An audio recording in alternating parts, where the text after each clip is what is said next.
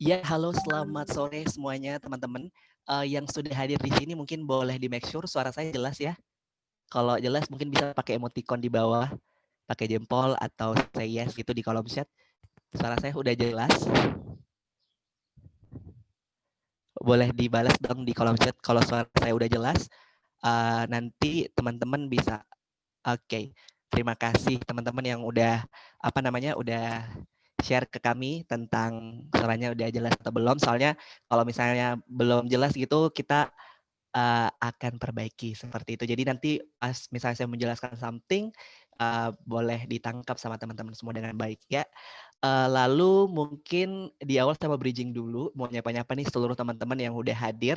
Jadi event kita hari ini di Law Creative Fox dengan menghadirkan Mbak Melita dari PR Newswire Indonesia yang akan membahas terkait dengan topik The Surprising Role of Public Relations in Early Stage Startup.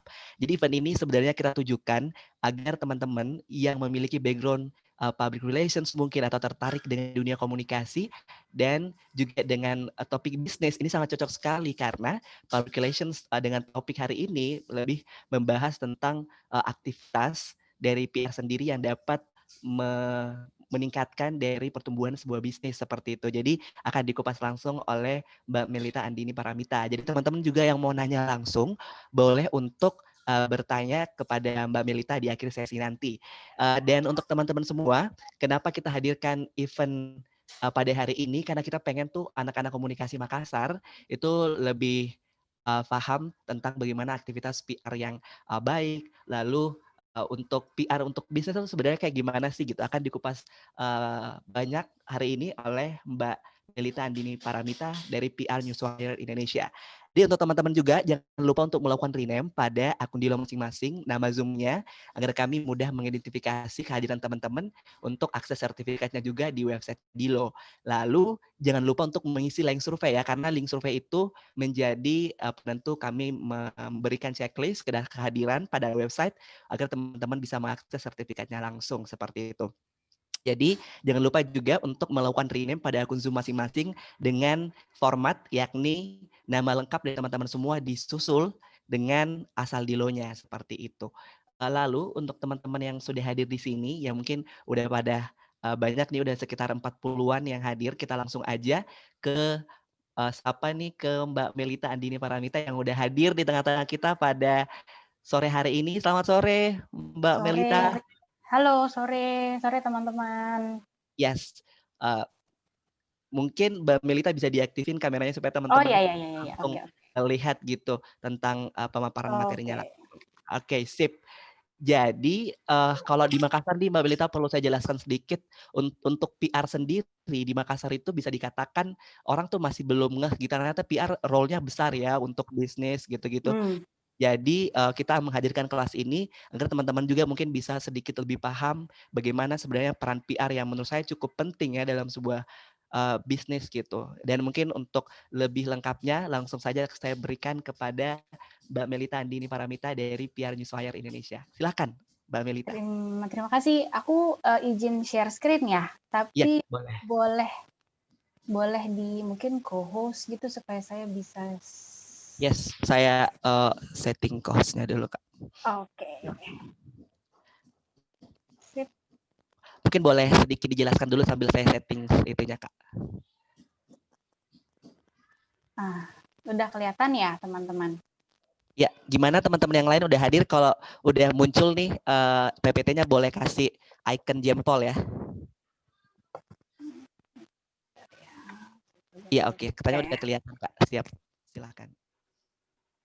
Ya, beberapa waktu lalu saya diajak sama teman-teman Dilo untuk menjadi salah satu speaker di sini. Jadi saya terima kasih untuk kesempatannya, terutama bisa ketemu secara virtual dengan teman-teman khususnya yang di Makassar atau mungkin yang ada di kota-kota lain juga.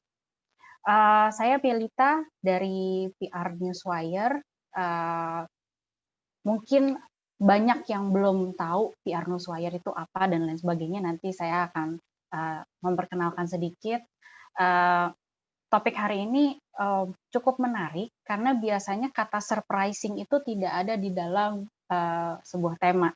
biasanya hanya the role of public relation, the role of marketing communication in this industry, bla bla bla. Nah, pada saat saya diminta diberikan kesempatan ini untuk banyak bicara sharing tentang the surprising role of public relations in early stage startups. Ini cukup challenging, cukup menarik karena saya juga berpikir surprise-nya di mana ya gitu. Sehingga akhirnya saya jadi banyak mengulik lagi tentang role-role PR yang sekiranya hari ini akan saya share. Oke. Ini saya perkenalkan sedikit tentang PR Newswire bahwa kita bagian dari Cision Company. Cision Company ini perusahaan media monitoring berbasis di Chicago, di Amerika Serikat, dan kami bagian dari Cision. Untuk PR Newswire-nya sendiri memang kami membantu banyak perusahaan di seluruh dunia, termasuk yang ada di Indonesia, untuk mendistribusikan press release, news announcement mereka ke media-media yang ada di lebih dari 170 negara. Gitu. Dan we've been doing this for more than 60 years, lalu media outlets kita sudah ratusan ribu, koneksi kita, network kita cukup luas, dan kami pun mendistribusikan berita juga dalam bahasa lokal di setiap negara, karena memang ternyata banyak sekali teman-teman wartawan di luar sana yang tidak semua ternyata savvy dengan bahasa Inggris, seperti itu. So bisa dibilang memang kami adalah world's largest distribution network. Kalau saya sendiri, saya lulusan hubungan internasional di Universitas Katolik Parahyangan. Jadi memang, wah nggak nyambung banget nih hari ini ngomongin PR pada lulusan HI gitu. Jadi memang bisa dibilang saya sebagai practitioner lah, bisa dibilang seperti itu, dan nanti saya akan sharing tentang experience saya di dunia PR, di dunia media, dan saya juga ex-jurnalis, saya ex-wartawan kurang lebih 7-8 tahun, dan sudah di PR Newswire jalan tahun keempat.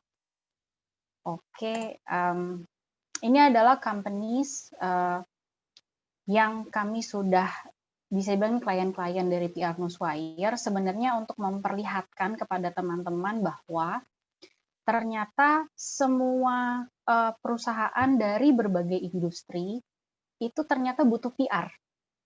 Seperti itu. Nggak hanya yang kita bicara early startup, bahkan multinational companies yang udah gede-gede pun mereka masih butuh PR. Siapa sih yang nggak tahu Philips? Siapa sih yang nggak tahu kartu kredit Visa? Siapa sih yang tidak tahu Adidas misalnya gitu? Ternyata mereka pun membutuhkan sosok PR, seorang public relation sebagai sebagai juru bicara mereka kepada teman-teman publik gitu ya. Ini saya mau nunjukin sedikit quote sebelum saya masuk ke dalam pokok tema. What's your thought on the statement below? So, Dave McClure ini adalah seorang, saya sambil lihat contekan saya, dia seorang entrepreneur, dia juga seorang angel investor, kemudian dan dia founder dari Practical Venture Capital. Jadi dia dari venture capital nih yang biasanya invest di startup-startup.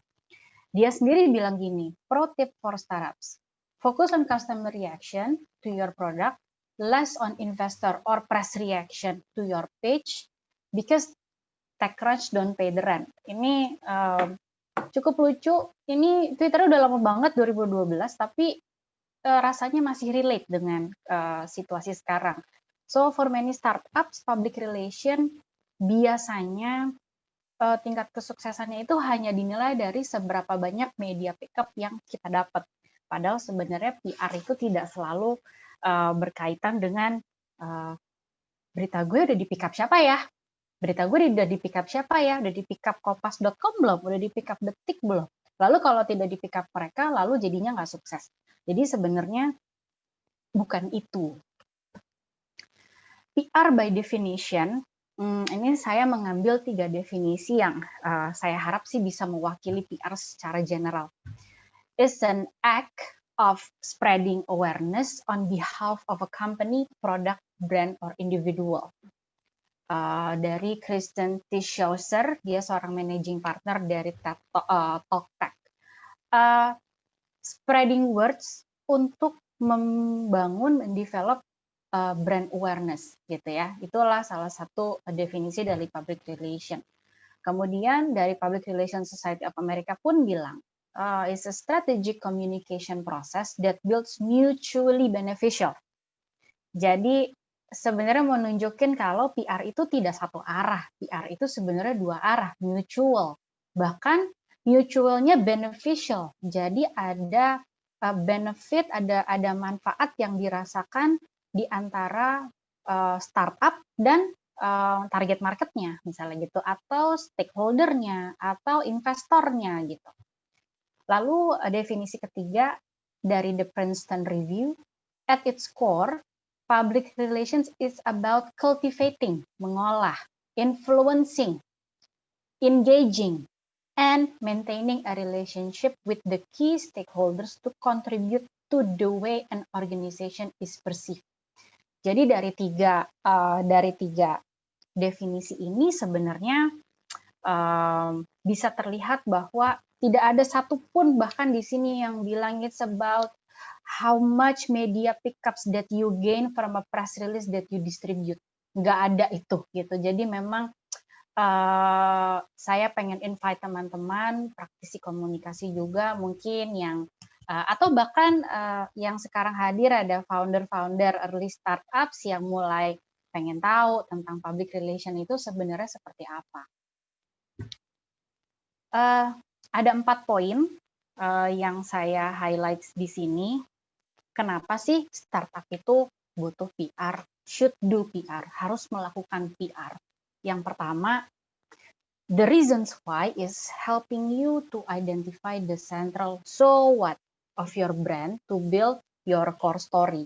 Jadi ya so what, brandnya tuh seunik apa gitu. Jadi harus bisa menjawab pertanyaan so what ini, mengidentifikasi apa yang unik dari startup teman-teman, apakah visi misinya kah, apakah perjalanan foundernya gitu ya, perjalanan founder pada saat ingin dan sudah mendirikan si startup ini, atau the uniqueness of the product, the uniqueness of the services yang pada akhirnya bisa menjadi solusi untuk target market yang teman-teman sasar. Yang kedua, helping you to identify the hooks. Ini hooks-nya lupa saya apostrof. Within your core story. Kemarin saya sempat ngobrolin ini, poin kedua yang sebenarnya saya belum ngerti sebelumnya. Lalu saya tanya oleh salah satu tim di PR Newswire yang adalah seorang content strategist. Saya diberikan pencerahan dan diberikan sebuah contoh. Misalnya seperti ini. Di Indonesia itu sebenarnya teknologi sudah cukup maju.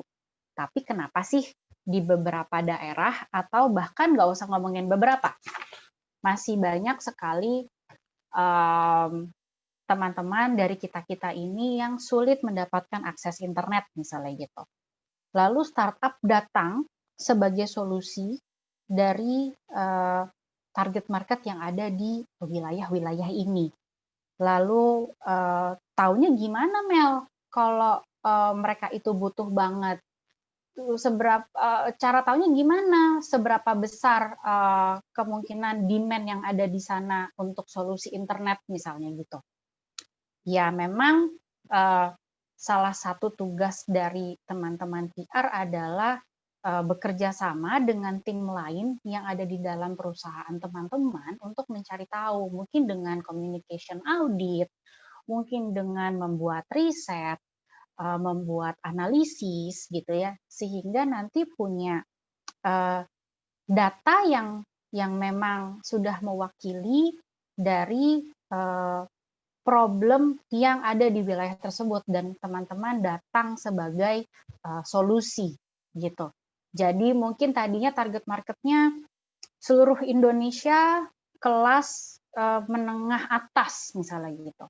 Tapi ternyata setelah dilakukan riset, teman-teman mungkin menyebarkan kuesioner atau melibatkan third party untuk membantu membuat communication audit misalnya gitu.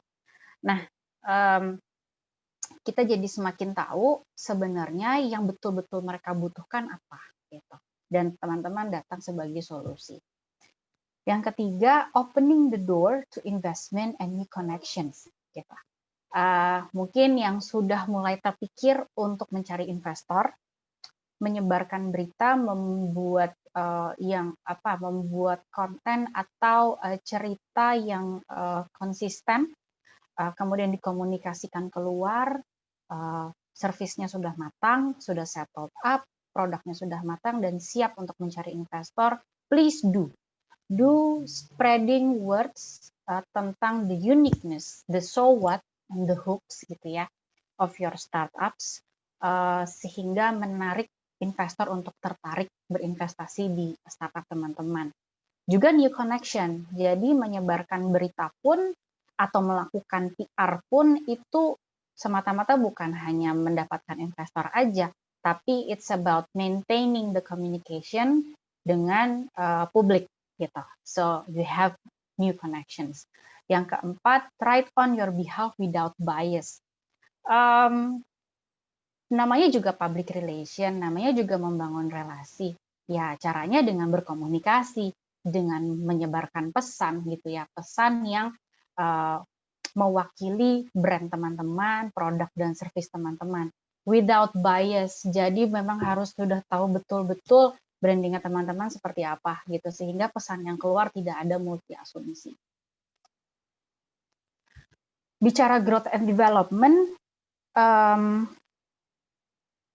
as companies grow, they tend to fragment. Jadi saat perusahaan atau startup teman-teman sudah semakin tumbuh gitu, kan mulai tahu nih apa yang tidak dibutuhkan marketnya dan apa yang ternyata betul-betul dibutuhkan marketnya. Jadi sudah mulai mampu untuk memfragmentnya, memilah-milah gitu ya. Kemudian yang kedua, company should always be clear about what they stand for internally dan externally. Jadi komunikasi pun tidak hanya eksternal aja, tapi udah harus kompak dulu di dalamnya. Sehingga pada saat kita komunikasi keluar, again, without bias. Lalu, creating guidelines help companies to build their reputation, differentiate themselves from competition, and deliver value for stakeholders. Butuh untuk membuat guidelines atau agenda atau brand guidelines lah ya, yang betul-betul menjadi persona teman-teman, persona dari perusahaan teman-teman, sehingga kalian tuh pengen dikenal reputasinya seperti apa sih keluar gitu, dan apa sih yang membedakan teman-teman dari kompetitor gitu. Lalu silahkan deliver nilai-nilai yang teman-teman offer kepada publik. Lalu yang terakhir, during growth and development, streamlining and providing guidelines at each stage of growth ensures ensures consistency. Jadi message yang atau komunikasi yang dilakukan itu konsisten, simplified narratives, dan saves times and money gitu. Jadi aku mau balik ke poin yang kedua yang clear about what you stand for internally dan externally itu sangat penting di sini. Jadi harus konsisten dan harus tahu who you really are and what makes you special gitu.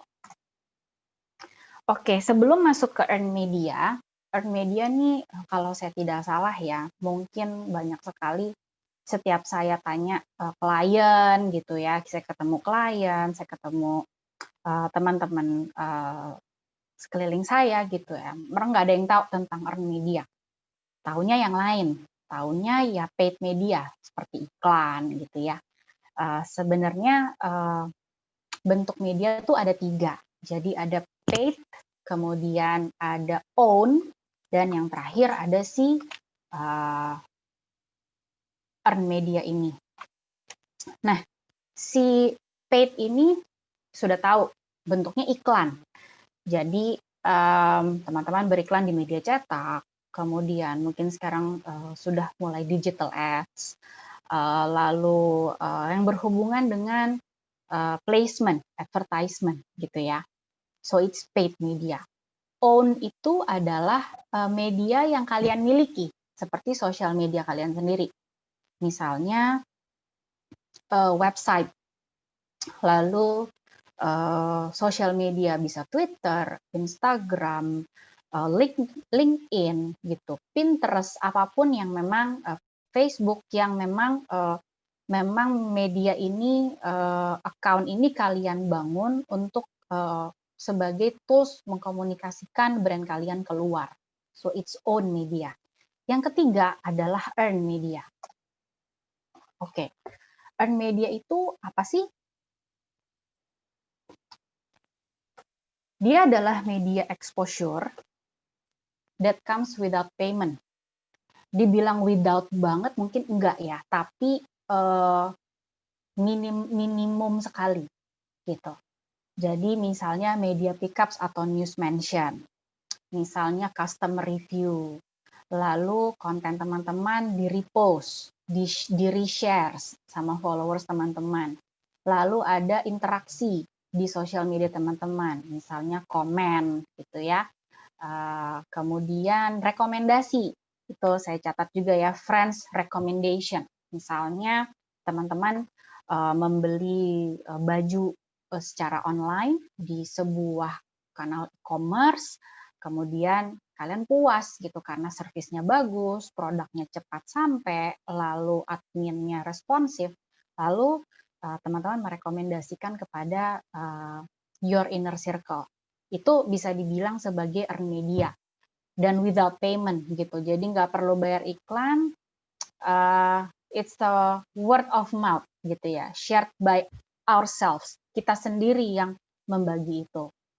Lalu bisa dibilang ini adalah when customers become the channel. Jadi kita sendiri yang memanfaatkan diri kita sendiri sebagai channel untuk menyampaikan sesuatu. And when people di sini adalah bisa jurnalis, bisa reviewers gitu ya, bisa teman-teman kita, keluarga kita, start talking about your brand. Dan mostly sih in positive manners, misalnya enak ya makanannya atau servisnya bagus ya, dia adminnya responsif juga, terus cepet nyampe nih barangnya, atau apapun, macam-macam. Dan according to Nielsen, sebuah platform riset internasional, this is the most trusted form of advertising. Ini bisa dilihat sebuah riset yang dikeluarkan oleh Edelman Trust Barometer ini sebenarnya tahun 2017, tapi rasanya masih cukup relate untuk sekarang. 78% percaya dengan rekomendasi dari teman-teman dan keluarga. 65% percaya dengan apa yang dikatakan oleh para expert, para jurnalis, para analis, ya. Jadi orang-orang yang memang ahli di bidangnya. So majority of consumers trust earn media. Ini juga mau ngelihat lagi di dalam seorang public relation kan juga salah satunya untuk menyampaikan pesan ya kepada publik tentang brand, produk dan servisnya kalian teman-teman gitu ya. Salah satu caranya adalah dengan menulis press release gitu. Nah ini riset yang kami lakukan, di Arnus Wire lakukan, judul risetnya Journalist Survey on Working Status and News Gathering Habits di Asia Pasifik. Jadi di Asia Pasifik, official press release itu masih menjadi sumber berita yang dipercaya, sumber informasi yang dipercaya oleh jurnalis. Gitu. Why? Karena dalam press release itu kan menyangkup 5W1H dari berita yang teman-teman ingin sampaikan. Satu, kedua, yang nulis itu langsung si perusahaan. Yang nulis langsung teman-teman. Jadi udah pasti dipercaya. Nggak katanya gitu. Jadi from the source news-nya itu dipercaya. Yang kedua, corporate communication spokesperson. Tentu. Jadi di dalam press release pun kan suka ada quotes ya, gitu yang disampaikan oleh key person dari si perusahaan, bisa CEO-nya, bisa director of communication-nya, misalnya bisa founder-nya gitu. Lalu yang ketiga ada company's official website. Nah, bagaimana own media juga memegang peran penting. Kalau saya dapat pertanyaan misalnya, Mbak Mel, sebenarnya penting mana sih own media, earn media, atau paid media ya? Gitu. Saya bisa jawab kalau tiga-tiganya punya role masing-masing, tergantung dari objektif teman-teman gitu. Jadi belum punya budget tapi pengen produknya dikenal, mungkin bisa memanfaatkan own media dulu gitu sebagai langkah awal membangun komunikasi dengan publik gitu. Nanti mulai punya mulai punya revenue, mulai punya modal lebih banyak, mulai bisa beriklan gitu ya untuk membangun brand awareness, karena beriklan pun paid media pun cukup works untuk membuat orang aware dengan jargonnya teman-teman gitu ya. Katakan kayak kalau kita lagi jalan lihat billboardnya Gojek misalnya gitu, kita langsung ngeh kan dengan warna hijaunya gitu, atau dengan jargonnya atau campaign yang sedang mereka komunikasikan gitu. Tapi untuk pesan yang lebih mendalam, pengen tahu lebih dalam lagi, lebih mengerti lebih detail sebenarnya apa sih yang ingin disampaikan si perusahaan ini, si startup ini, ya dengan membaca berita, ya seperti yang kita lakukan sehari-hari, googling aja gitu. Pas kita googling, kita masukin keywords, kita cari informasi yang kita inginkan. Itu kan pasti dari media-media terpercaya yang kita baca, seperti itu. Dan lain sebagainya. Ini cukup menarik. Saya mendapatkan data ini sebenarnya dari internal session. The Media Paradox. Justru channel media yang paling dipercaya itu justru alokasi budgetnya yang paling sedikit gitu. Dan sehingga brands allocate lesser budget to earn media and therefore miss critical opportunities, dia bilang gitu. Jadi kalau dilihat bagannya sama teman-teman, yang paling dipercaya oleh consumer adalah earned media dan recommendations. Kemudian own media dan branded sites. Kita kan kalau pengen beli sesuatu udah tahu nih akun Instagramnya apa, terus kita buka gitu kan. Lebih dipercaya daripada kita tanya lagi ke kanan kiri. Lalu yang ketiga adalah paid media gitu. Yaitu iklan. Karena dia paid, kemudian biasanya hard selling ya kalau untuk beriklan itu, buy this product gitu. Nah, budgetnya kalau kalian lihat yang di sebelah kanan, budget paid media yang lebih tinggi, yang paling gede malah. Kemudian own media dan branded sites, dan yang ketiga adalah budget untuk PR dan earn media untuk ya membangun relasi, maintain komunikasi gitu ya. Ini berapa hari lalu pada saat bikin presentasi ini, saya dapat satu data dari Forbes, bedanya advertising dengan public relations. Saya tidak mau bilang advertising itu jelek kok, sama sekali enggak, karena untuk brand awareness dia sangat works gitu. Ini hanya ingin memperlihatkan perbedaannya. So advertising dia paid, dia untuk build exposure, justru audience is skeptical. Ini mungkin bisa jadi bahan refleksi kita juga sebagai konsumen. Pada saat kita nonton YouTube, kemudian muncul iklan, sebel. Nah, itu yang biasanya muncul pada saat kita ngeliat iklan. Lalu yang terakhir, yang berikutnya guarantee placement. Iyalah, kita udah bayar pasti akan tampil. Gitu. Terus punya kontrol penuh terhadap penulisan, terhadap bentuk kreatif dari si materi iklan. Ads are mostly visual, betul. Jadi lebih gede gambarnya daripada tulisannya. Tulisannya lebih sedikit. More expensive, ya. Dan yang terakhir ya yang tadi saya bilang, dia sifatnya lebih hard selling. Buy this product. Karena produknya bagus, karena produknya ini, karena produknya itu. Di ranah public relations, dia masuk di earned media. Tujuannya ya untuk build trust, bagaimana kita membangun relasi, koneksi, kepercayaan antara kita, si perusahaan, dengan publik yang kita sasar, market yang kita sasar. Media gives third party validation. Kemudian no guarantee, must persuade media. Nah, Ini dia, tidak akan pernah ada yang namanya guarantee pick up untuk pasti ini masuk di media A, B, C, D, E gitu. Mungkin ada aja yang bisa meyakinkan gitu, tapi mostly di PR kita yang harus betul-betul persuade media dengan cara ya it's a long term communication gitu. Jadi bukan yang tadi bilang mutual gitu. Jadi bukan satu arah aja. Kalau paid media kan biasanya di satu arah aja. Lalu kemudian di public relation media controls final version.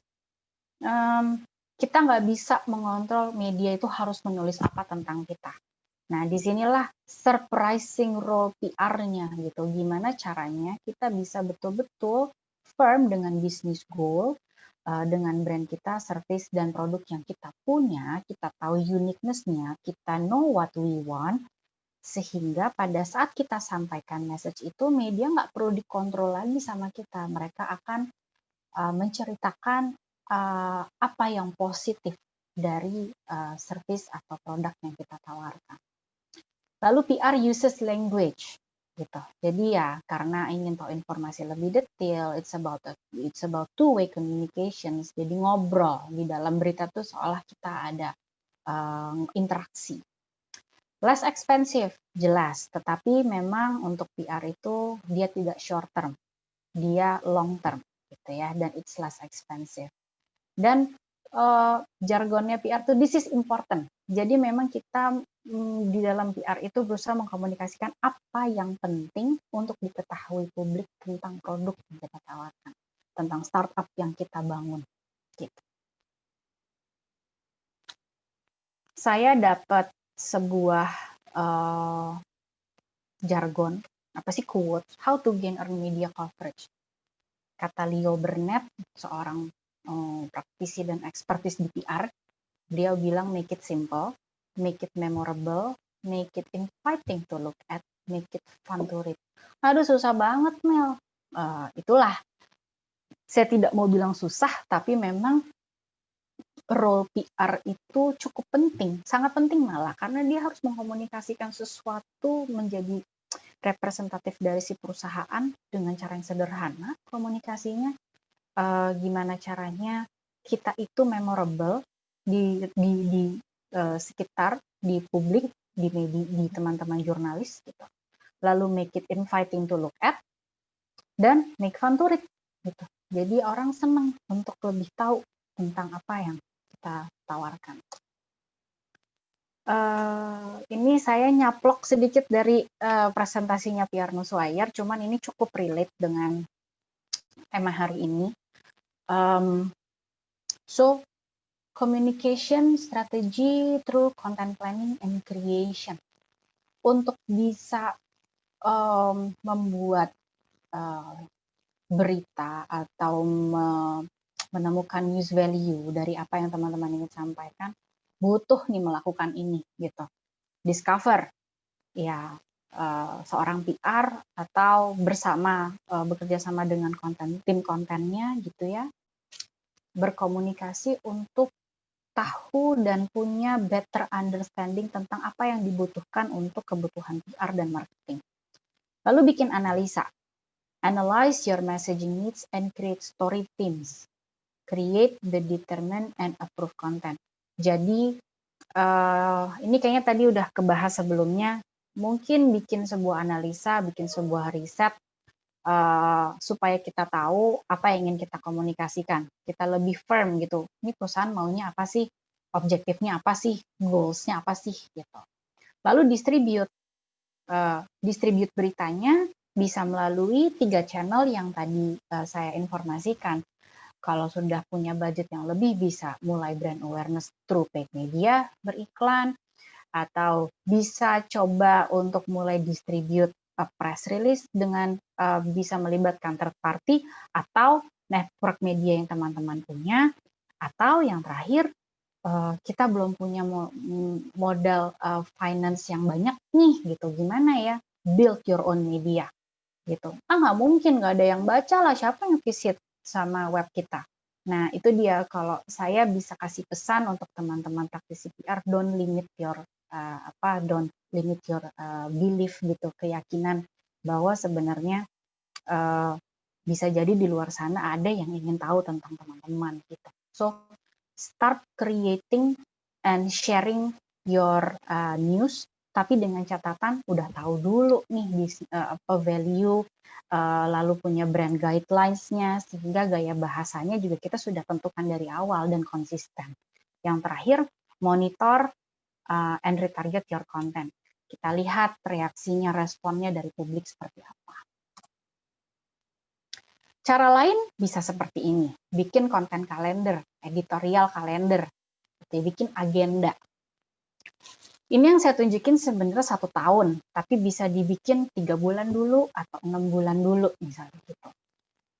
Editorial kalender ini itu bikinnya based on apa ya Mel? Based on your agenda.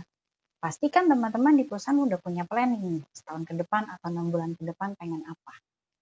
Pengen ada product launching, mungkin akan ada campaign baru, ada CSR program, ada kolaborasi dengan KOL, misalnya gitu. Bisa dibikin ceritanya gitu dengan dan dicocokin sama timingnya. So timeline itu juga penting. Bisa bikin branding fokus blog artikel, bisa mulai bikin newsworthy press release, bisa mulai bikin byline artikel.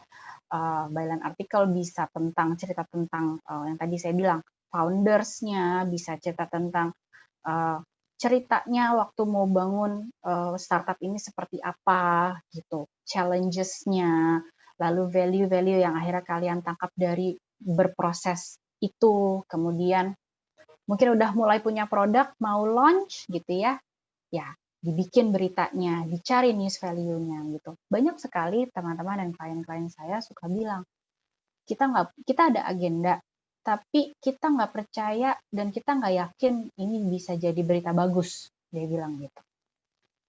Kami dari PR Newswire berusaha untuk menggali lebih dalam bahwa sebenarnya ceritanya teman-teman itu pasti ada yang unik, pasti ada yang bisa dibagikan gitu. Jadi sebenarnya tinggal kita punya keberanian untuk bisa mengkomunikasikannya keluar seperti itu. Dan bisa dimulai bikin editorial calendar seperti ini based on your agenda, your value, your goal, your business goal, visi dan misi perusahaan, sehingga komunikasi teman-teman ke publik itu bisa firm seperti itu. Jangan lupa be authentic gitu. Meaning, nah ini, saya suka kalimat kedua. Meaning, earned media opens opportunity to speak with their consumer, not at them. Gitu. Jadi, kita membangun komunikasi dua arah dengan market yang kita targetkan. Lalu keep things fresh and exciting. Lalu content authenticity allows deeper connection between marketers and consumers. Semakin asli gitu ya, semakin otentik kalian keluar ke publik apa adanya seperti itu akan punya deeper connection between perusahaan dengan konsumennya, dengan publik gitu. Where to start? Mbak Mel dari tadi ngasih tahu strateginya gini, mulai dari mana nih saya? By simply knowing what you want. Tahu dulu maunya apa, biar tahu mau melakukannya gimana caranya. Gitu. So, rundingan sama teman-teman PR, rundingan mungkin sama satu timnya, sama foundersnya, sama CEO-nya. Ini sebenarnya maunya apa dari campaign ini, goal-nya apa dari produk ini. Yang kedua, creating set of brand guidelines. Lalu make content calendar yang tadi saya udah tunjukin to keep the dialogue alive gitu. Jadi makanya dibilangnya long term relationship kalau PR itu. Yang terakhir, involving multimedia materials to make it more attractive. Jadi jangan takut-takut untuk bikin video sendiri, mungkin cuma 1,5 menit, 2 menit, tapi benar-benar merepresentasikan who you are gitu. Dan semakin ke sini kan akuilah bahwa kita semakin senang dengan visual, hal yang berwarna gambar gitu kan, yang atraktif, yang bikin kita pengen baca, pengen tahu gitu. Nggak yang cuma tulisan aja. Jadi mulai involving your multimedia materials, your multimedia assets. Di stok aja tuh video-video yang mungkin berkaitan dengan kegiatan kalian gitu ya, atau mungkin tentang produk kalian. Videonya bisa bentuk animasi gitu misalnya. Lalu foto-foto di stok gitu ya. Jadi suatu kali karena sudah keep the dialogue alive, ada teman-teman wartawan yang mulai pengen cari tahu lebih tentang kalian. Nah, teknisnya dulu saya waktu jadi wartawan tuh saya selalu minta beberapa, ada fotonya enggak gitu yang high res ya gitu. Simple permintaannya, tapi kadang justru kita nggak ngeh bahwa itu penting. So sediakan, persiapkan multimedia materials teman-teman. Saya mau tunjukkan beberapa case study yang PR Newswire sudah bikin dari klien-klien kami. Itu ada Noteflux, mungkin teman-teman tahu Noteflux, dia AI company. Kemudian ada Halodoc, gitu waktu fundraising.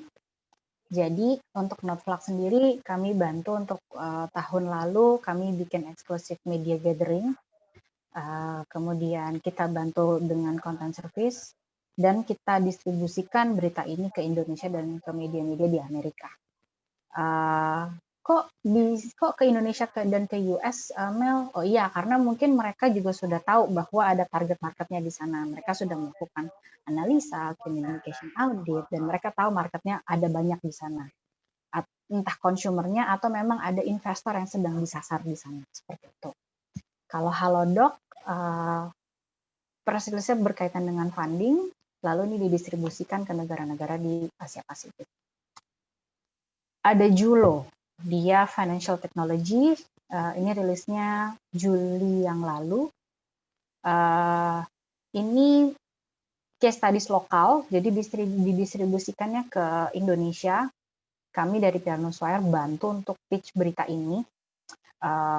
Pitch berita ini untuk bisa masuk ke media-media top tier. Gitu. Mereka sudah siap untuk bisa di-cover di media-media besar. So, berita ini di-cover sama Indonews, Berita Satu, Tribunnews, dan lain-lain.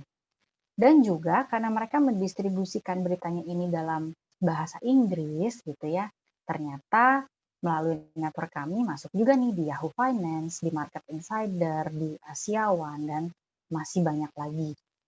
Lalu berikutnya ada New Energy Nexus. Mungkin ada yang juga udah tahu New Energy Nexus ini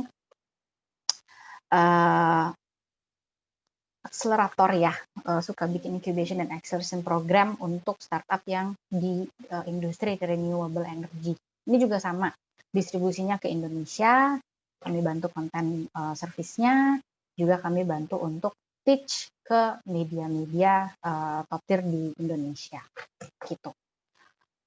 Selanjutnya, case studies yang lain, ini dari multinational company. Sudah mau nunjukin yang dari tadi startup.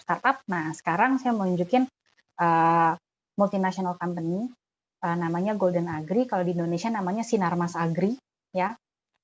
Ini didistribusikan global dan mereka memanfaatkan leverage the multimedia asset seperti foto-fotonya, videonya, beritanya juga sebenarnya tentang CSR, gitu ya. Dan dia didistribusikan di banyak bahasa.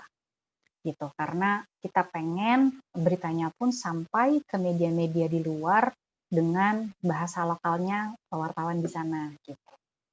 Yang terakhir, ini juga baru-baru aja bulan kemarin oleh Ware6, Indonesian Logistic Tech Startup, beritanya tentang funding news dan didistribusikan juga ke beberapa negara di dunia seperti itu. Terus ini come up di otak saya beberapa hari lalu setelah bikin slide ini. Lalu yang penting yang mana sih? Publicity atau credibility? Saya bikin beberapa poin dari hasil saya baca banyak sekali artikel. Create great products and service for your audience. Gitu. Kalau produknya itu belum settled, publicity itu akan tidak bernilai buat saya. buat kami. Iya, ini karena juga by experience juga gitu. Pada saat produknya nggak mateng, servisnya masih ya banyak yang belum settled, lalu udah haus banget pengen publisitas keluar gitu. Akhirnya jadi nggak bernilai atau bahkan banyak negatif opinion di luar misalnya. Terus show how amazing you are gitu. Show bahwa credibility, ini kita ngomongin credibility ya. Tapi the most important thing is ultimately be firm with your business goals. If you want to go to public, pastikan teman-teman sudah siap sudah siap tampil gitu ya, tampil di the best version of you dan sudah membawa nilai-nilai keunikan dari startupnya teman-teman. Karena ini akan memberikan nilai berita kepada audiens. Audiens ini bisa luas, bisa publik, saya sebagai pembaca, bisa wartawan, media, gitu. Kemudian selanjutnya well prepared on your own channels. Jadi on channels ini juga memainkan peran penting. Build your company's website well, gitu ya. Jadi bukan karena website itu asal ada, jangan sampai begitu, gitu. Jadi betul-betul di-maintain. Lalu social media channel sekalian, pilih social media yang memang sesuai dengan target market teman-teman dan jangan lupa LinkedIn. Bikin profil LinkedIn yang memang sesuai dengan nilai-nilai startup teman-teman. Mulai bikin weekly writing piece gitu ya on your website tentang apapun untuk kita tahu to see what kind of content that really clicks with your audience gitu. Jadi sebelum kita betul-betul targeting keluar, kita bikin berita, menyebarkan berita melalui channel kita sendiri aja dulu gitu. Sembari kita tetap melakukan maintain komunikasi dengan teman-teman wartawan. Create your story. Public relation is also about telling stories gitu, tentang story foundernya, tentang misi dan visi misi yang besar di balik perusahaan yang teman-teman bikin, company culture-nya sebagai apa, kolaborasi dengan siapa, gitu ya. Share, jangan takut-takut berbagi apa yang membedakan startup teman-teman dibandingkan company yang lain. So share what's different about your company, not what's the same gitu. Karena ini yang akan attract media-media di luar itu untuk mengcover ceritanya kita. Gitu. Dapat deh orang medianya di situ. Caranya kita kita kenalan sama media gimana sih caranya? Sebelum kenalan tahu dulu prinsip-prinsip yang utama di media relations. Ini juga sebenarnya teorinya nggak ada teori basic principles in media relations yang ditulis oleh ini. Ini dari beberapa artikel juga yang saya baca, saya googling dan by experience juga gitu. Bahwa media and you are partners gitu. Jadi media itu bukan sekedar untuk mempick up berita teman-teman aja gitu, tapi sama-sama tahu kebutuhannya. So mutual benefits di sini. Investasikan energi, waktu teman-teman itu benar-benar genuinely with media. Di media itu siapa aja ya, kenal dengan writersnya, reporternya, editornya, mungkin bisa kenalan dan berdiskusi langsung juga dengan managing editornya misalnya. Long term is the future, ingat itu. Saya juga selalu reminding myself that PR is about a long term relationship gitu. Nggak ada lagi short term gitu. Lalu engage with media expert. Which media expert itu pihak ketiga gitu, bisa PR agency, bisa news distributor platform seperti kami gitu, atau siapa lagi ya, biasanya sih PR agency atau news distribution platform seperti kami, atau hire betul-betul seorang PR expert gitu untuk berada di tim teman-teman gitu. Lalu get to know the media that is relate to your industry. Startup teman-teman berkaitannya dengan education technology, misalnya gitu, edtech. Tapi yang disasar, yang teman-teman malah kenalannya sama wartawan yang biasa menuliskan tentang entertainment. Artinya nggak relate gitu. Dan pada saat teman-teman kirim rilis atau kontak dia untuk diskusi tentang produk atau service yang teman-teman sedang teman-teman bangun, jadi nggak relate gitu. Bahkan jadi spamming dia gitu. Dia nggak dapetin konten yang dia butuhkan. Gitu. Kemudian basic principle lain menurut saya adalah be brief. Why you are important. Lalu be a good listener. Jadi kalau ada audiens, consumers, atau jurnalis yang memberikan suggestion, lalu bahkan mendecline press release teman-teman gitu. Ini sorry ya gue nggak bisa nih pick up berita ini. Soalnya begini. Sebaiknya nanti untuk berita berikutnya bisa dibuat seperti ini, ada informasi ini, itu. Dari situ justru dari telinga kita buka gitu ya, kita bisa olah betul-betul cultivate informasi yang kita dapat dari teman-teman wartawan sehingga nantinya kita bisa bikin artikel atau press release yang lebih relate dengan interest-nya mereka. Seperti itu. Untuk poin engage with media expert, itu ini poin-poin yang ingin saya sampaikan juga. The public relations specialist is an image shaper. Makanya dari tadi saya sebut soal guideline, saya sebut soal value, visi misi, karena ya reputasi, kita pengen dikenal sebagai seperti apa sih di luar sana gitu. Our job is to generate positive publicity for ourselves and enhance our reputation. Sorry. Yang bisa kita lakukan macam-macam. Write and distribute press releases gitu ya. Media experts itu juga bisa bantu untuk bikin speech writing gitu. Kemudian poin-poin berikutnya teman-teman bisa baca create and execute special events. Ya mungkin kalau dalam situasi seperti sekarang kita mau bikin event fisik agak sulit ya, apalagi di Jakarta yang situasi COVID-nya masih cukup tinggi. Tapi mulai bisa belajar untuk bikin di media gathering mungkin gitu. Kalau udah punya network dengan teman-teman media, mungkin sudah mulai bikin media gathering secara serius gitu. Untuk kita juga tujuannya bukan untuk di pick up beritanya, tapi untuk apa? Untuk kita melakukan media relations dengan mereka. Gitu.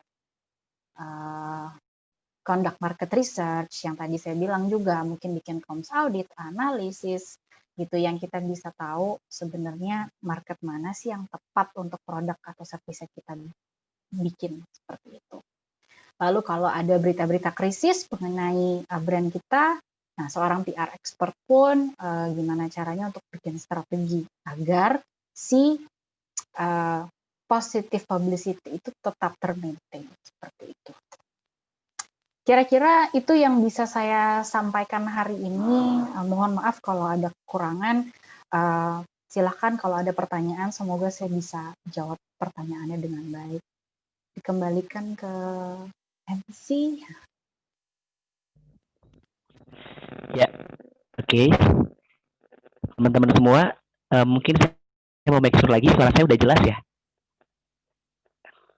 Halo? Kalau suaranya udah jelas. Mungkin bisa kasih jempol mungkin kayak tadi. Oke. Terima kasih untuk teman-teman yang sudah hadir juga, dan tadi materinya sangat kompleks dan memang membuka wawasan kita akhirnya gitu, bahwa sebenarnya aktivitas media itu bukan hanya sekedar hal yang kayak misalnya menulis berita lalu diterbitkan gitu, bukan hanya sekedar hal tersebut gitu. Cuma kalau saya dari penjelasan tadi kita banyak dapat insight baru kalau misalnya dari media itu, bahkan dari misalnya berita yang kita buat seperti itu Mbak Mel ya, bisa kayak menumbuhkan malah perusahaan kita, ada yang bahkan sampai dapat invest gitu. Jadi istilahnya dengan aktivitas PR melalui penerbitan berita itu sangat penting gitu. Dan yang paling penting juga bagaimana kita membranding perusahaan yang kita pegang gitu sebagai seorang PR, praktisi PR sesuai dengan visi misi dari perusahaan kita sendiri gitu, yang dituangkan melalui news value-nya. Dan mungkin untuk selanjutnya kita akan masuk ke sesi Q&A. Jadi saya akan bacakan Mbak ya, nanti boleh langsung dijawab pertanyaannya. Ya, jadi untuk pertanyaan pertama, yang mau bertanya boleh di kolom chat, atau kalau misalnya mau nanya langsung boleh aktifkan audionya juga. Tapi mungkin saya mau nanya dulu yang di bagian atas ya teman-teman. Ini dari peserta dari member di Makassar Mbak. Mereka punya startup namanya gotukang.co.id.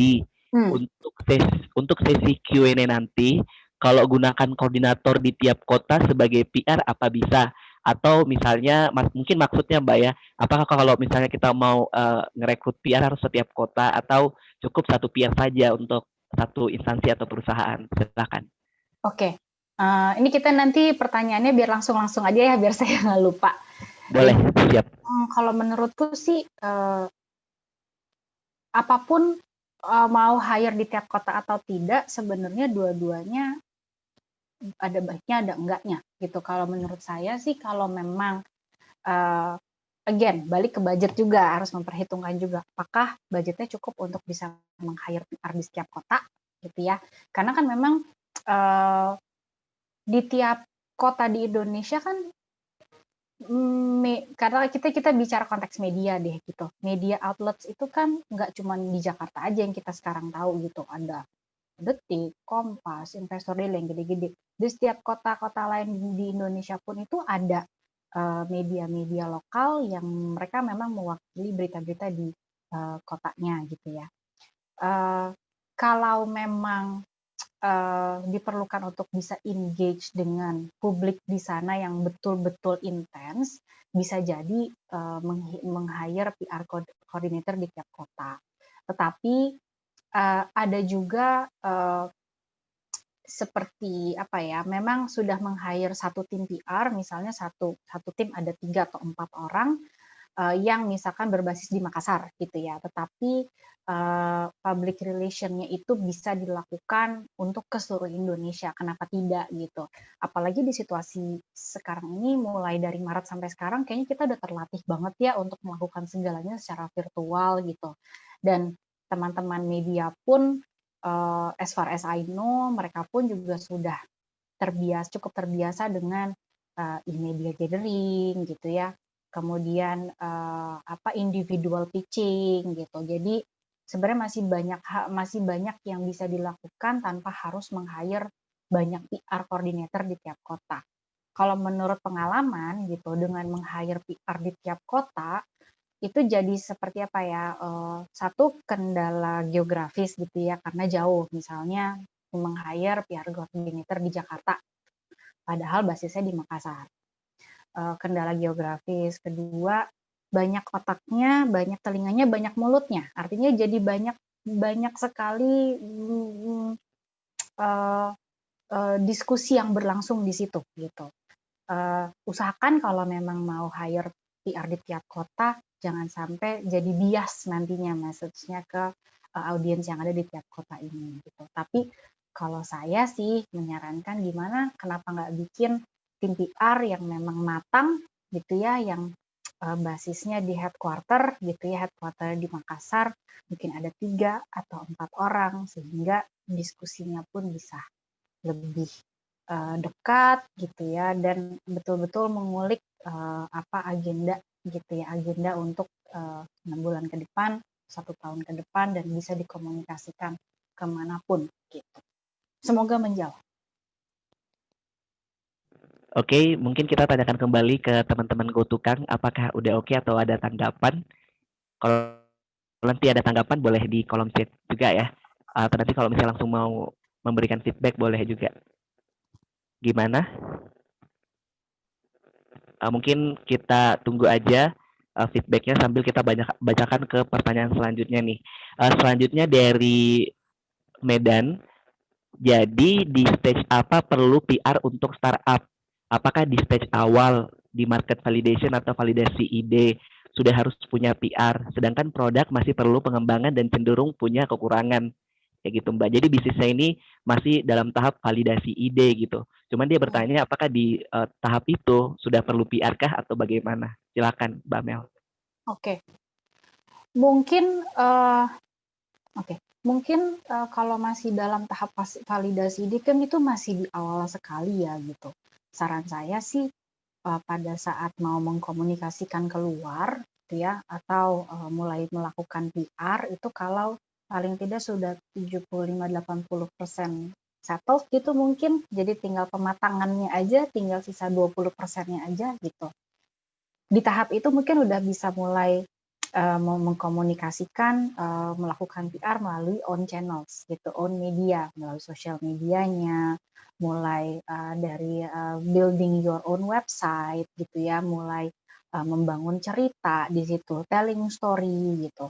Jadi kalau ngelihat dari slide saya tadi, betul-betul settled dulu gitu ya, betul-betul settled dulu baru spreading words. Jangan sampai nanti ada apa ya, multi asumsi dari produk atau service yang sedang teman-teman bangun gitu.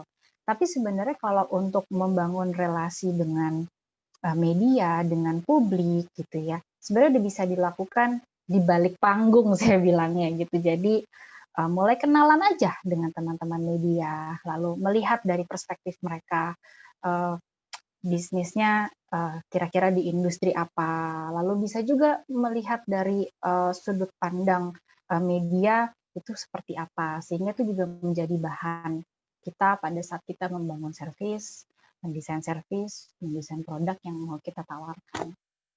Kira-kira seperti itu sih gitu. Jadi PR sebenarnya bisa dilakukan kapanpun, tapi kalau mulai melibatkan eksternal media, kalau bisa sih produk dan service sudah, lalu brand value-nya, kemudian visi misi company culture-nya tuh sudah cukup matang. Itu sih. Iya siap Mbak. Berarti dari kesimpulannya tadi, kalau misalnya kita dengar dari awal, kalau misalnya seorang PR itu memang mereka harus apa ya, betul-betul tahu nih fungsi dan tugasnya gitu. Karena kan biasanya kan ada penyampaian atau informasi yang bias dan itu tidak sesuai dengan nilai-nilai dari perusahaan itu sendiri gitu. Dan kalau misalnya nih Mbak, saya mau tanyakan, kita kan di Makassar nih nganggep kalau PR dan humas itu is almost the same gitu. Kira-kira kalau dari pandangannya Mbak Melita nih, antara PR dan humas ada perbedaan nggak sih? Atau mungkin berbeda malah? Silakan. Kayaknya tuh hanya perbedaan terminologi aja ya. Hubungan masyarakat is public relation gitu. Humas adalah bahasa Indonesianya, public relation adalah bahasa Inggrisnya gitu. Jadi buat saya itu hal yang sama gitu ya. Hanya perbedaan bahasa aja sih Mas gitu. Ya role-nya penting. Tadi di slide-slide awal pun saya udah nunjukin juga banyak sekali multinational companies pun yang masih dibantu PR-nya dengan para media experts gitu ya, third party yang membantu untuk menggali informasi, membuat riset atau analisa gitu ya. PR-nya sendiri mungkin nggak bikin riset itu ya, tetapi bersama dengan divisi-divisi lain di dalam perusahaan untuk tahu objektifnya kira-kira butuh riset seperti apa gitu. Membutuhkan hasil ini sehingga nanti si PR-nya itu tahu bagaimana mengkomunikasikan sesuatu. Kalau humas dan PR saya pikir itu hal yang sama sih Mas, cuman beda bahasa aja. Ya, berarti cuman masalah beda terminologi aja ya gitu Iya. dari penyebutannya dari masyarakat.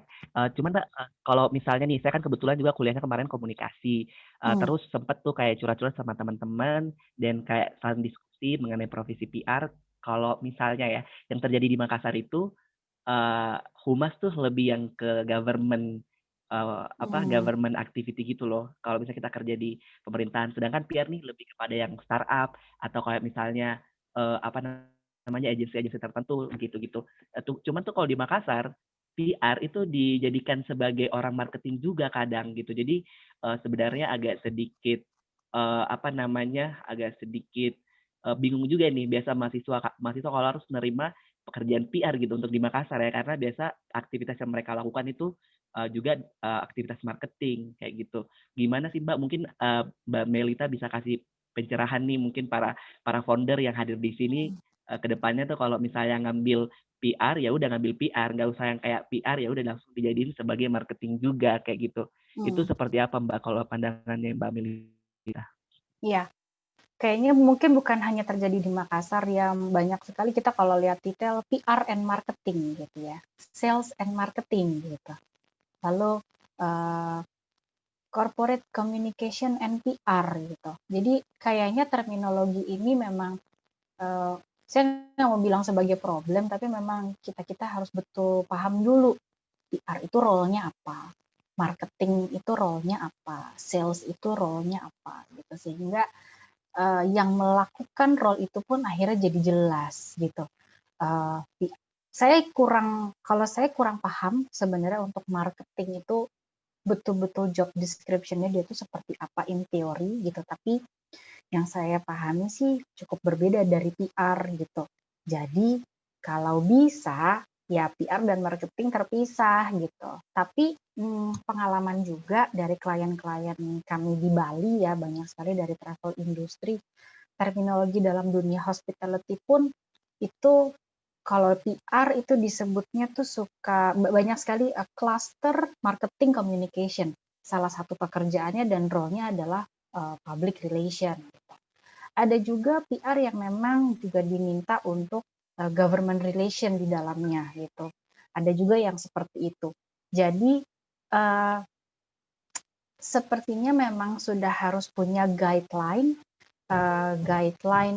tentang apa disebutnya tingkatan-tingkatan dari tiap job desk gitu ya di dalam sebuah startup, sehingga role-nya pun masing-masing jelas gitu. Jangan sampai nanti PR-nya juga harus ngurusin event yang lebih ke sales misalnya gitu, atau yang lebih ke marketing, sehingga role PR-nya nanti menjadi bias.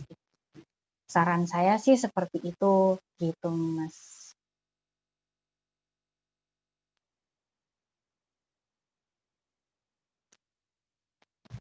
Halo? Oke, ini Ya. ada pertanyaan nih dari salah satu mahasiswa komunikasi di Makassar, Universitas Muslim Indonesia. Jadi dia Iya. bertanya perihal masalah aktivitas dari humas sendiri. Jadi kan bisa dikatakan tuh perannya humas adalah untuk menjaga sebuah nama baik gitu dari sebuah institusi. Nah, akhirnya dia bertanya perihal tersebut. Selama pandemi ini pertanyaan pertama ya Mbak ya. Katanya selama pandemi ini sempat ada himbauan pemerintah untuk belajar work from home, intinya semua serba dilakukan di rumah dan itu tidak efektif. Apa karena tidak ada monitoring dan evaluasi atau merasa dirinya kebal gitu. Ini mungkin apa namanya kita lanjut aja ya. Jadi sebagai praktisi humas, bagaimana menyikapi hal tersebut gitu. Mungkin upaya tackle terhadap informasi-informasi yang beredar mungkin karena pemerintah kurang bagus gitu movementnya ataupun groundbreakingnya untuk COVID-19 ini atau seperti apa. Mungkin itu aja Mbak untuk pertanyaan pertama. Silakan. Oke. Sebentar ya, saya juga sambil baca pertanyaan sama pandemi sempat ada himbauan teman-teman. Oke.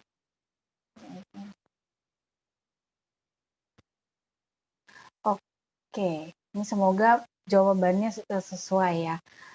Menurut saya kita juga sebagai publik gitu ya, kita kan bukan pelaku PR doang, kita role-nya kan banyak. Salah satunya kita pun sebagai salah satu anggota dari masyarakat gitu. Buat saya, galilah berita dari sumber yang terpercaya gitu. Apa karena tidak ada monitoring dan evaluasi? Apa merasa dirinya kebal? Sebagai praktisi humas, bagaimana menyikapi hal tersebut? Mas, boleh nggak tolong dikelirin lagi Mbak Febrianti, maksud dari pertanyaannya yang saya tangkap sih, itu kayaknya ada miskomunikasi antara apa yang pemerintah sampaikan, begitu bukan? Dengan kita sebagai publik.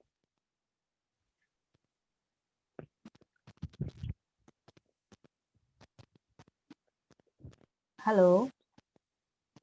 Mungkin Mbak kalau saya lihat ya pertanyaannya ini lebih kepada jadi kan sekarang angka COVID-19, halo?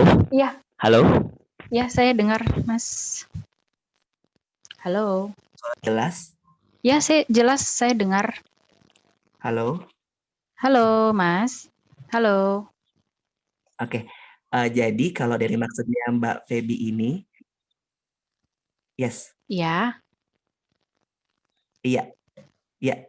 Jadi untuk pertanyaannya Mbak Feby ini, lebih kepada kalau misalnya ini kan pemerintah kalau kita lihat penanganan COVID-19 ini yang terkesan ya dari berita penanganannya kurang baik seperti itu. Nah, kita misalnya nih bekerja sebagai humas di pemerintahan.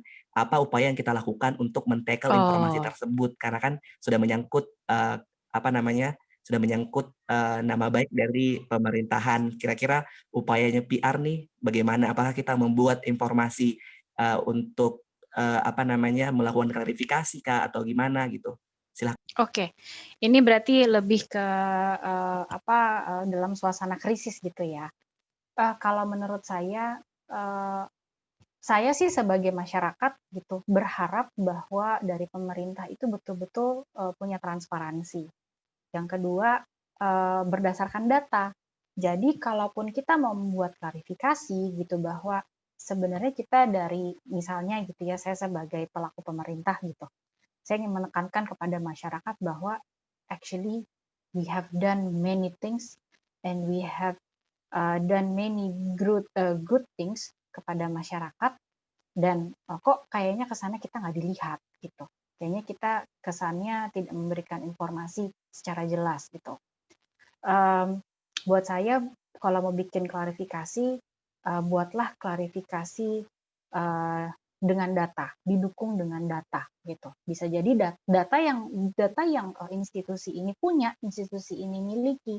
Apa saja sih sebenarnya yang sudah dilakukan, lalu gunakan ketiga channel yang tadi saya sebutkan, bisa melalui paid media untuk membangun awareness tentang apa saja yang sebenarnya sudah dikerjakan oleh pihak pemerintah. Kedua, own channels, jadi mungkin untuk menyasar target market yang lebih muda, gitu ya, bisa aktif menginformasikan secara transparansi berdasarkan data melalui sosial media, Instagram, Twitter, Facebook, gitu. Juga di situs-situs pemerintahan, publikasikan press release yang official di situs pemerintahan ini, di institusi ini, dan data mengenai COVID di setiap wilayah gitu, misalkan di Makassar gitu, ya silakan dipublikasikan secara jelas dan jernih melalui ketiga channel tersebut, melalui perkembangan penanganan COVID-19 di situ, misalnya seperti itu. Jadi kita pun sebagai praktisi PR pun perlu untuk menaruh kaki kita di sepatu masyarakat gitu, karena walaupun kita sebagai praktisi PR, apalagi dari pihak institusi pemerintah, kita pun juga kan bagian dari masyarakat. Jadi kembalikan ke diri kita, kalau kita digituin sebaiknya apa yang sebenarnya saya ingin tahu ya sebenarnya gitu. Apa yang bikin saya tenang pada saat saya membaca berita tentang penanganan COVID? Ya mungkin berita tentang progresnya, berita tentang apa saja yang sudah dilakukan, berita tentang data, transparansi informasi, lalu planning ke depannya mengacu dengan data yang ada, planning ke depannya seperti apa. Jadi ada guidelines tadi gitu. Sehingga ke depannya PR tahu how to communicate in the future. Kira-kira seperti itu, Mas.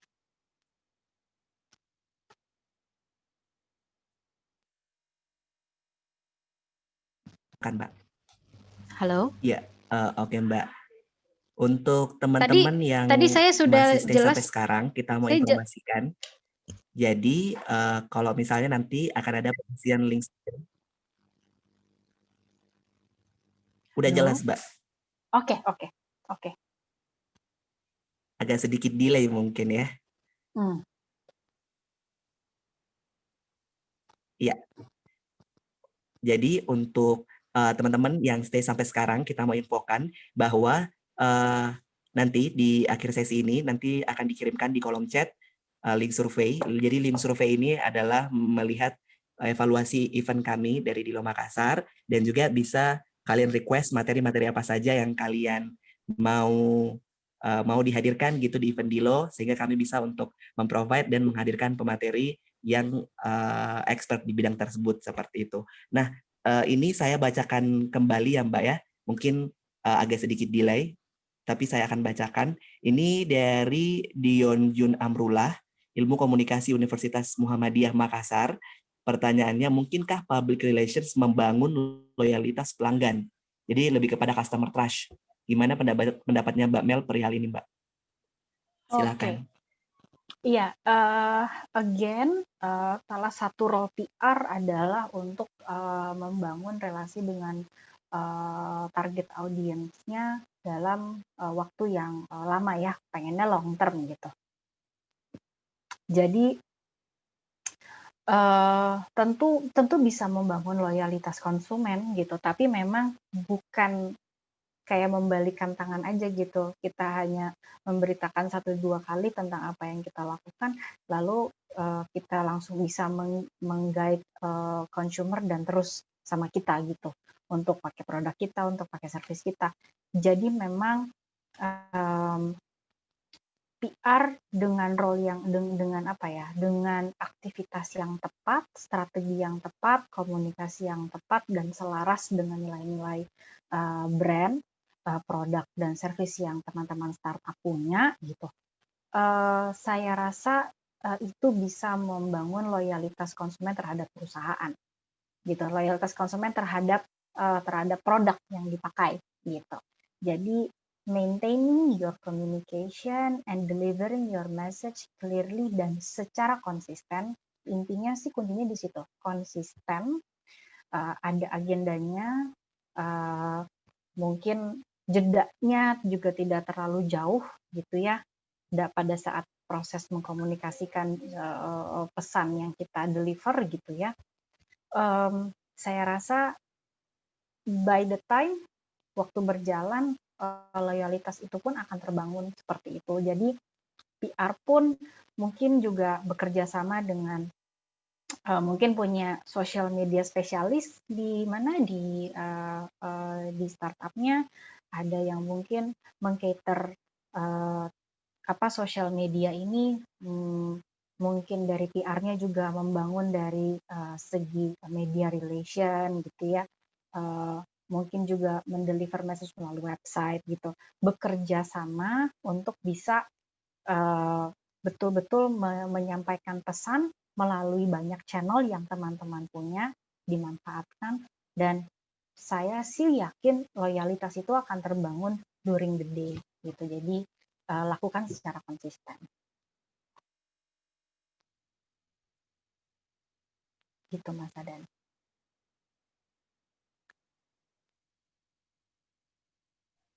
Oke, terima kasih Mbak Mel.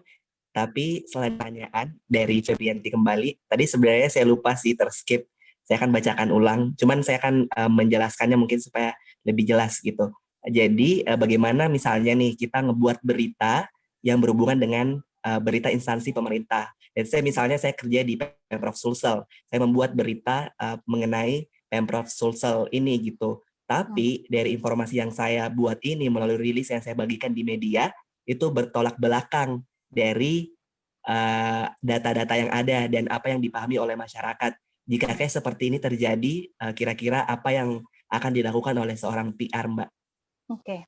Silakan. Terima kasih untuk pertanyaannya ya. Bagaimana bila berita yang disampaikan bertolak belakang dengan publik? Oke. Buat saya sih transparansi dalam penyampaian berita itu sangat penting. Hanya gaya bahasanya nanti seperti apa gitu pada saat menyampaikan berita, sehingga tidak membuat suasana di tengah-tengah publik itu semakin panas gitu. Jadi mungkin bisa berangkat dari goals atau tujuan objektif dari informasi atau kebijakan yang dikeluarkan oleh pemerintah gitu. Goals-nya apa?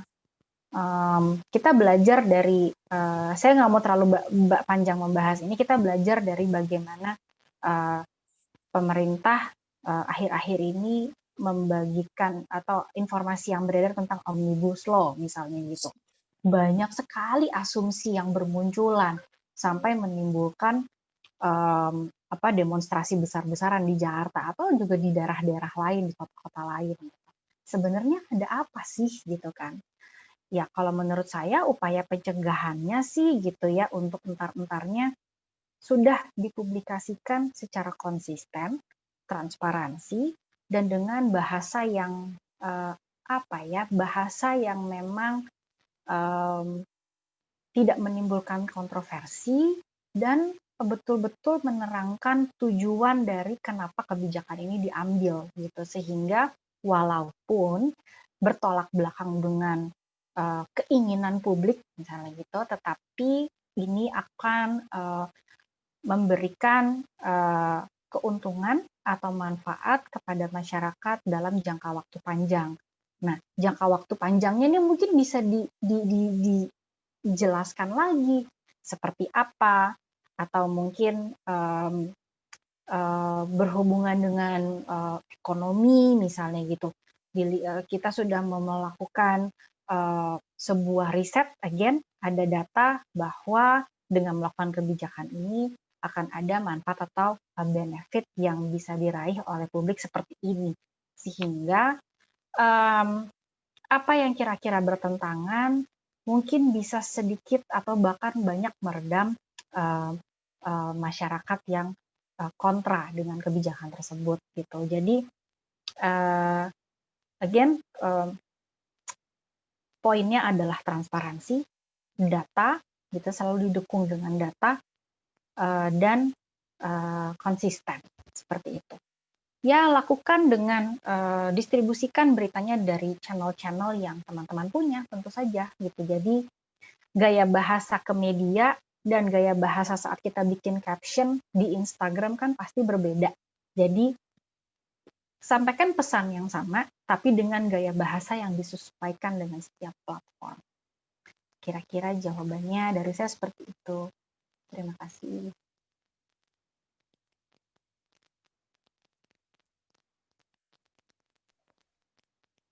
Oke, terima kasih Mbak Mel. Dan selanjutnya nih ada pertanyaan lagi dari salah satu member Dilo yang memang sudah bekerja di startup, namanya Mbak Kurata Ayuni dari kerjakan.com.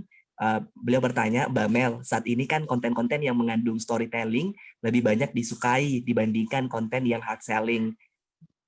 Ada saran nggak gimana membuat konten strategi yang disukai followers? Dan apakah owner startup juga perlu menunjukkan dirinya di sosial media untuk mendukung promosi startupnya? Terima kasih Mbak Mel. Dan ya mungkin teman-teman saya mau informasikan juga agar mengisi link surveinya ya, agar nanti kami bisa melakukan evaluasi yang teman-teman berikan dan nanti bisa memprovide materi yang dibutuhkan sama teman-teman semua dengan event yang akan kami laksanakan selanjutnya. Mungkin langsung aja ke Mbak Mel, silakan. Oke. Tadi saya sepertinya sempat membagi. Nah, ini. Ya, betul Mbak Kurata Ayuni, kalau PR is about telling story. Apalagi sekarang tuh kita sendiri pasti lebih senang baca berita-berita yang sifatnya berbicara, sifatnya bercerita, berdongeng daripada nontonin iklan gitu yang hard selling. Nah, di poin yang terakhir di slide ini ada poin create your story. Jadi story itu sebenarnya bisa dari berbagai macam. Bisa dari founder story-nya, bisa berangkat dari nilai-nilai atau big mission dari si perusahaan. Jadi ngambil cerita uniknya, lalu kultur perusahaannya seperti apa yang menjadi pembeda dengan kultur perusahaan teman-teman dibanding perusahaan yang lain yang industrinya serupa. Lalu mungkin kolaborasi gitu ya, ada kolaborasi yang dilakukan gitu. Yang pasti gimana membuat konten strategi yang disukai followers itu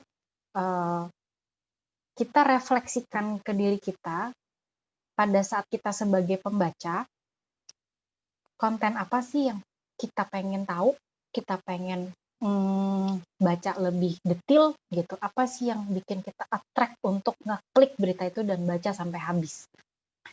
So, kalau saya pribadi, saya senang dengan berita-berita yang berhubungan dengan apa yang terjadi di balik panggung gitu ya, behind the scene gitu. Jadi misalnya apa sih yang ada di pikirannya Nadiem Makarim pada saat dia membangun Gojek misalnya gitu. Itu kan menjadi berita yang menarik, menjadi cerita yang menarik untuk kita tahu gitu, yang melatar belakangi dia, kenapa dia punya ide untuk bikin bisnis model seperti itu. Nah, hal-hal seperti itu menjadi menarik untuk di-share ke publik gitu. Tidak selalu melulu harus masuk ke media, again, it's an external media. Mungkin kita bisa mulai untuk men-share itu melalui channel-channel yang kita punya untuk teman-teman yang ada di early startup misalnya gitu. Sampai meanwhile kita membangun relasi kita dengan media-media di luar gitu untuk kita bisa membangun relasinya. Objektifnya di situ dulu gitu. Lalu apakah owner startup perlu menunjukkan dirinya di sosial media? Why not? Kenapa tidak? Gitu. Apalagi pada saat ceritanya beliau yang sedang diangkat misalnya gitu. Apakah perlu CEO-nya, foundernya, ownernya untuk tampil? Itu kembali lagi kepada kebijakan startup teman-teman gitu ya. Apakah memang sudah ada key person yang ditunjuk untuk menjadi representasi dari perusahaan, atau memang sang owner yang punya cerita menarik, perjalanannya beliau untuk bisa membangun si startup ini itu bisa menarik perhatian para pembaca, audiens di luar sana untuk lebih tahu lebih jauh gitu. Jadi kira-kira itu Mbak Kurata Ayuni untuk jawaban saya sih Mbak. Jadi kalau Mbak mau bikin konten gitu ya, mungkin dicek-cek dulu nih, kita posisikan diri kita dulu sebagai pembaca, sebagai marketnya kerjakan.com. Saya kalau mau tahu, mau baca berita, senangnya kayak gimana sih? Gitu. Ditulis poin-poinnya gitu ya. Kemudian dibikin agendanya, dibikin konten kalendernya yang tadi saya tunjukin. Kalau memang ceritanya itu akan panjang dan berkesinambungan seperti itu, dan distribusikan ke channel-channel media yang teman-teman miliki seperti itu. Terima kasih.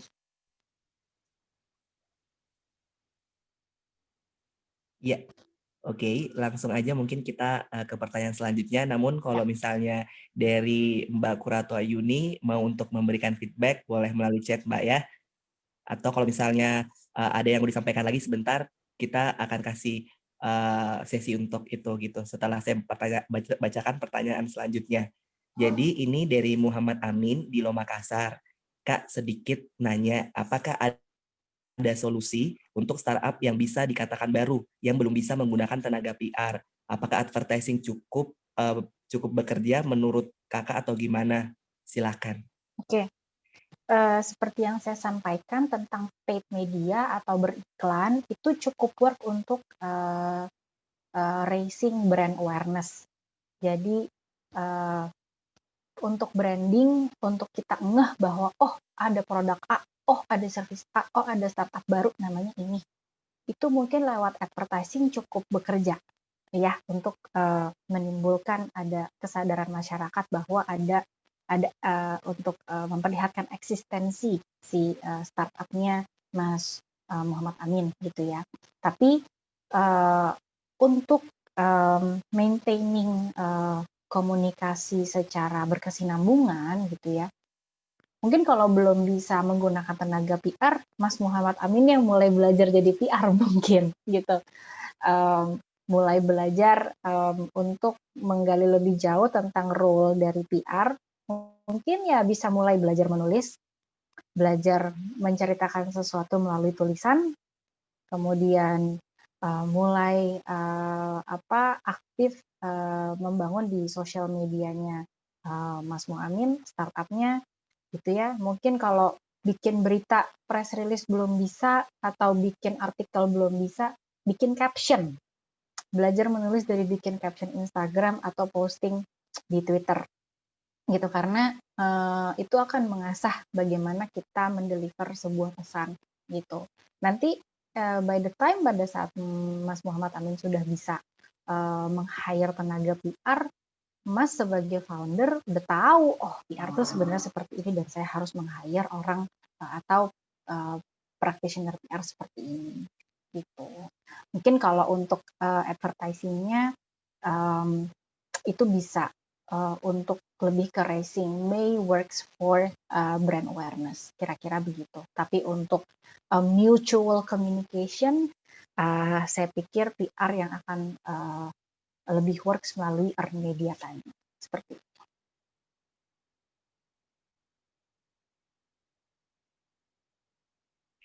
Ya, oke Mbak. Ini tadi ada balasan dari Mbak Kuratayun. Ini katanya terima kasih untuk Nah, sama-sama. jawabannya. Nah, kita ke pertanyaan selanjutnya nih dari Mas Hadi. Eh, Halo Mbak, katanya saya mau bertanya, sebagai PR kita kan terus harus melatih diri, enhancing skills. Banyak kegiatan yang menuntut untuk mengembangkan skill dan banyak juga menuntut kita harus update dengan keadaan. Nah, ada nggak Mbak rekomendasi video atau bacaan yang biasa mungkin maksudnya nih ya, yang biasa Mbak Mel baca untuk direkomendasikan ke teman-teman nih di Lovers atau peserta event kita untuk menambah skill PR mereka gitu di secara daring ya di internet. Oke. Silakan. Saya sih carinya yang gampang-gampang aja. Kalau saya search keywords yang buat saya pengen tahu yang ada di dunia PR gitu ya. Lalu pilihlah media yang kredibel untuk dibaca gitu. Misalnya, makanya tadi saya ngambil beberapa source dari Forbes misalnya gitu, karena kebetulan yang menulis adalah seorang PR expert gitu dan sudah berpengalaman lama. Nah, carilah artikel-artikel yang memang ditulis oleh para ekspertis di dunia PR yang akan memberikan wacana atau cakrawala baru kepada kita mengenai perkembangan dunia PR dari yang mungkin beberapa tahun lalu atau sampai sekarang mungkin ada perubahan tren seperti apa.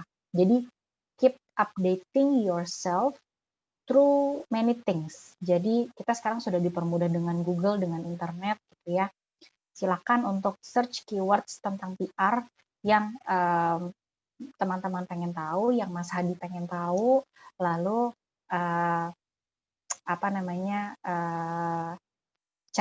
pilihlah dari website-website yang terpercaya seperti itu. Gitu. Jadi kalau saya sih biasanya kalau pengen tahu sesuatu, apalagi yang berhubungan dengan PR, saya klik misalkan tentang how to write a press release, misalnya seperti itu. Nanti kan akan banyak sekali artikel atau blog yang muncul gitu. Pilih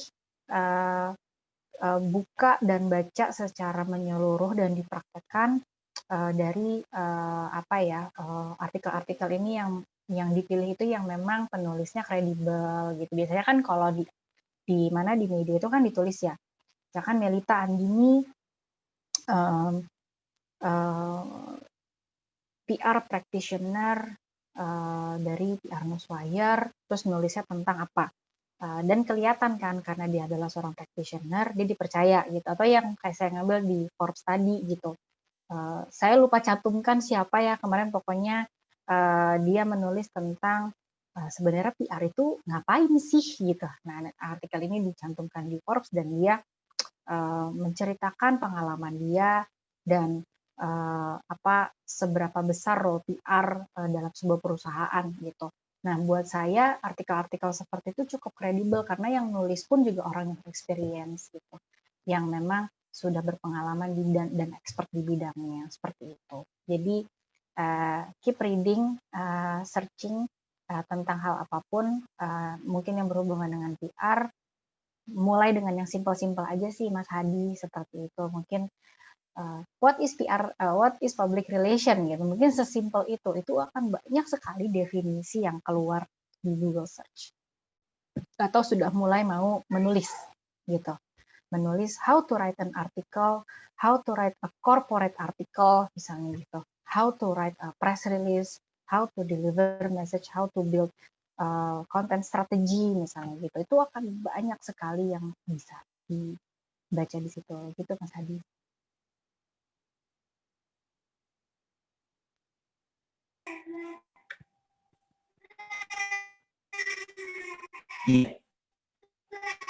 Gimana teman-teman? Ada yang mau bertanya lagi? boleh di drop ya di kolom chat, atau nanti kalau misalnya mau bertanya langsung.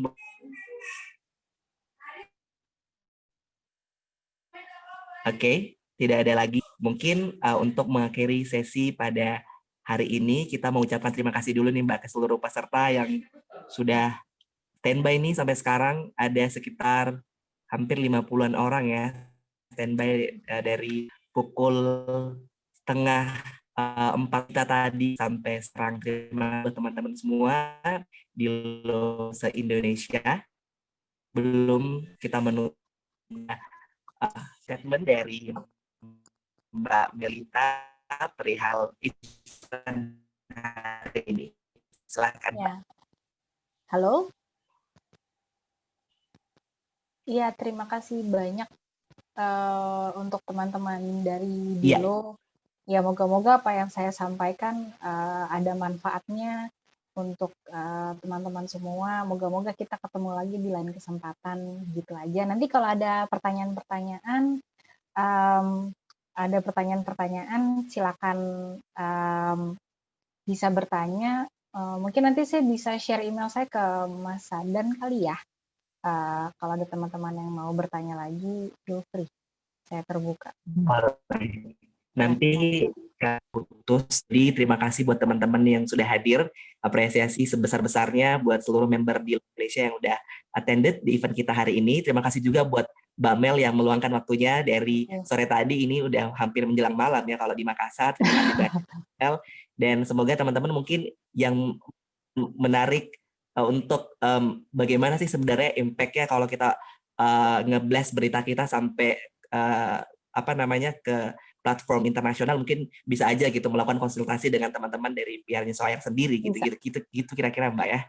Boleh, dan silakan. Untuk teman-teman yang sudah hadir hari ini ya, dan untuk teman-teman yang udah hadir, kita mau infokan jika sertifikat nanti bisa diakses di web Dilo Makassar, akan kami informasikan di hari Senin nanti. Jadi teman-teman untuk akses sertifikat dan PPT event hari ini akan kami upload di webnya Dilo Makassar ya.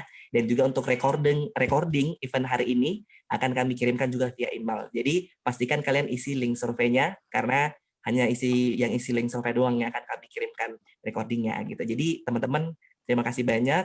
Itu aja mungkin untuk seluruh rangkaian kegiatan kita hari ini di Lo Creative Talks, membahas tentang bagaimana peran dari public relations untuk grow up dari sebuah startup. Terima kasih teman-teman semua. Wabillahi taufik wal hidayah. Wassalamualaikum warahmatullahi wabarakatuh. Selamat sore dan sampai jumpa.